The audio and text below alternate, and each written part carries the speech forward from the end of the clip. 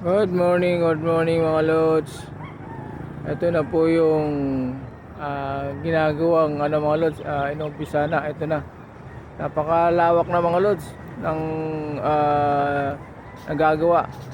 Kasi parang minamadali na yata nila mga lods para mapatayuan ng SM. Ayan, ang lapad na mga lods. Oh.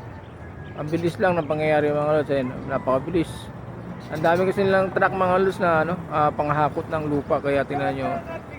Ang linis oh. Ang ganda niya mga lods, Tagusian doon sa Tagusian doon sa kabilang kalsada ang ginagawa nila. Ang haba ng SM na to mga lods. Napakahaba. Ayan oh. Ayan mga lods oh. Ayan, Tagusian doon ayun oh. Ang linis na, di ba? Ito yata ay gagawin muna nila parang kalsada para dire-diretso doon sa kabila yung kanilang transaction, hindi sila maabala. Ayan mga lods, tingnan mo ang lapad oh, ang luwag na niya oh. Ganyan kaluwag mga lods, ang bilis, ganyan kabilis yung transaction nila. Ayan oh. Ang bilis, di ba? Ayan mga lods oh. Kaya lang yung mga bahay sa mga gilid mga lods, saka yung mga puno na yan, babalik tanggal yan mga lods.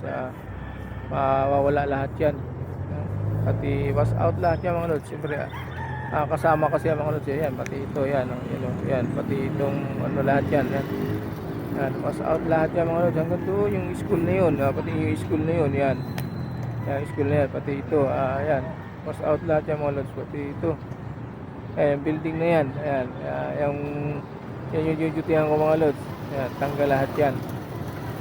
So napakaluwag mga lods, diba, ng ating ang lawak ng sakop ng SM na to. So hopefully balang araw ito na yung malaking SM dito sa Carmona. So luluwag na at gaganda ng ng Carmona mga lods. Gaganda ng ng Carmona, lalong gaganda dahil magtatayo ng SM. Ganto kalapad. Ayan. City na kasi ang Carmona ngayon mga lods, simula noong pagpasok ng 2024, October yata, October 2023, naging city na ito mga lods yung Carmona. So ito naman siya ngayon ang kasunod. Thank you very much mga lods. Thank you. Good morning sa ating lahat.